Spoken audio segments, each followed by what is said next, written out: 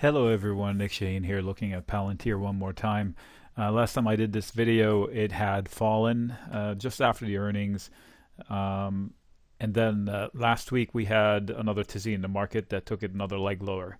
The message back then in the other video is that if I'd stayed long in it from the pop, it's not time to panic out because it's falling into a pivot zone, which usually lends some support on the way down.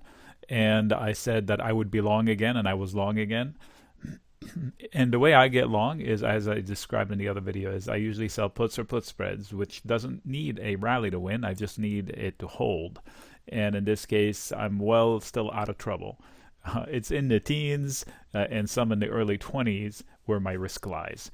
And even then, it's not really risk because I end up buying shares down there and keeping my money. So my break-even point is somewhere around 19.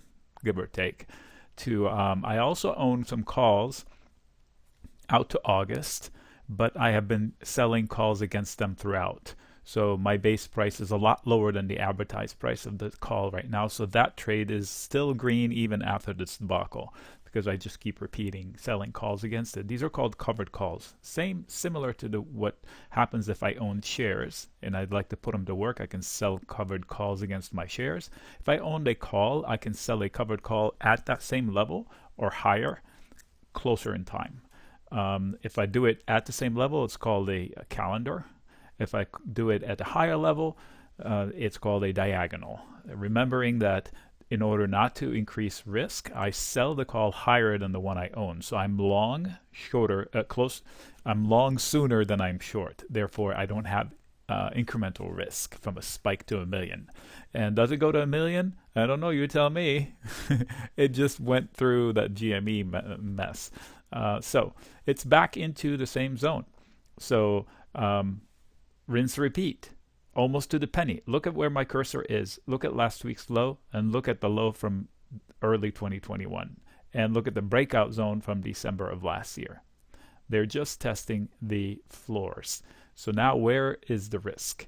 If the market's correct in general, then there will be undue pressure on the stock to no fault of its own, regardless of what my opinion is of the stock. If they lose 2250, 2260, it's going to open up a trap door for the technicals. So there might be some machines out there that recognize a head and shoulders of sorts, whatever they want to call it, and they're going to sell the heck out of it down to maybe even 16 or 14.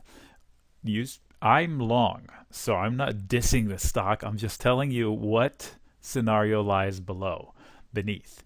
There is this little cluster of support here, which tells me that even if it triggers here, the machines will look left and say, nope, you know what, we don't want that. I don't know. They're machines. It's not me.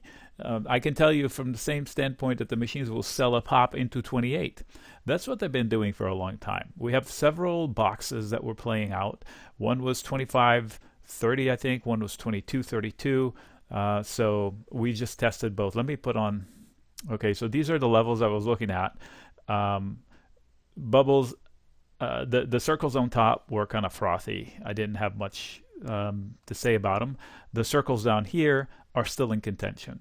So we are in a zone, support zone. That comment still stands.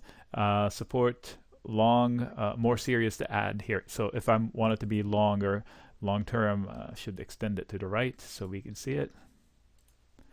Okay, support, shoot, I can't read it. Anyway, now this one is no longer support, correct? Because we've lost it. What do they say about prior support, forward resistance type of a deal? So I'm going to go to resistance now. So it's above us. It was a ledge on the way down. It's going to be a problem on the way back up. I'm going to go to, can't read today, resistance coordinates, send it out front. Okay, so on the way out, I should contend with these. There are more, but these are two that stick out. Machines will start selling anywhere around this yellow line, orange line. This whole zone here has been highly disputed. If you look left, there's a volume profile that's by far the busiest. So yes, it had some trading down here. Look at the little tiny cute breakout I had way back then. Buy zone. Yeah, no kidding. But that's hindsight, right? The breakout was here. I remember noting it. And this action did not get to mature.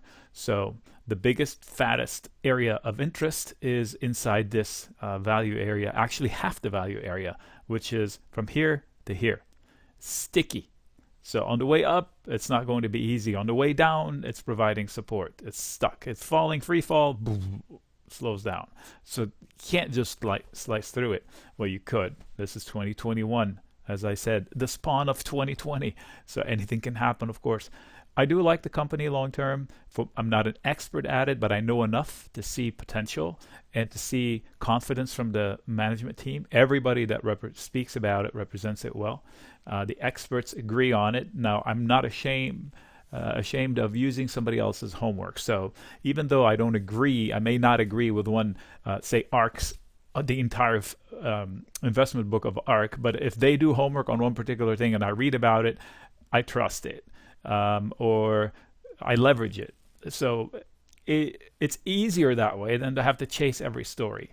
Trust but verify. So I'm not all in invested, tooting all about it. I did sell some call spreads in it when I thought it was toppy, but on the dip, I'm more of a buyer than a seller, recognizing the risk I just told you earlier, that it needs to hold. Technically, it needs to hold. There's no, in fact, here, I'll just put an alert here and I'll say, uh-oh, and no panic, but why are you losing this level type of a deal? I do not want to lose it. Look how clean it is if you send it backwards. So it means something when they let it go. Probably it'll be to the fault of the whole market. Today, the S&P bounced hard and going into prior problems. So just looking from the S&P's perspective here, discussing gold with somebody else. Okay, so the pattern is not bad, whatever, megaphone, expanding range, whatever Wall Street calls it. If they break through the pattern, some trend followers will say, hey, the trend is broken, trend line is broken. Some level followers will wait for this to be breached, which is me. I'd forego this burst. So what's going to happen is they go this way, they fade a little bit, they go up, test it for footing, and then they break out. And if they do break out, they have a nice upside.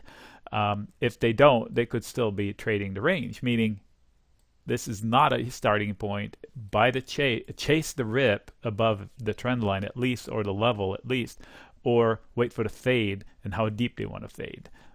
Giving back half of this pop is totally normal. And then they do some sort of a cup and handle to break out.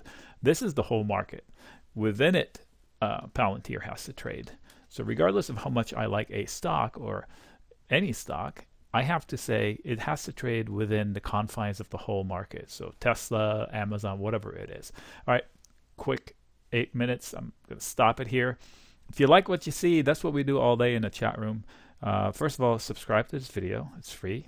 Or click below in the description. There should be a link to the chat room, which is not free, but it is free to try out. The transaction goes to PayPal, but it's $0. I have to vet the people before they come in. Otherwise, we get riffraff, meaning harm to the community, and I have to protect almost 300 traders in there. All right, Nick signing out.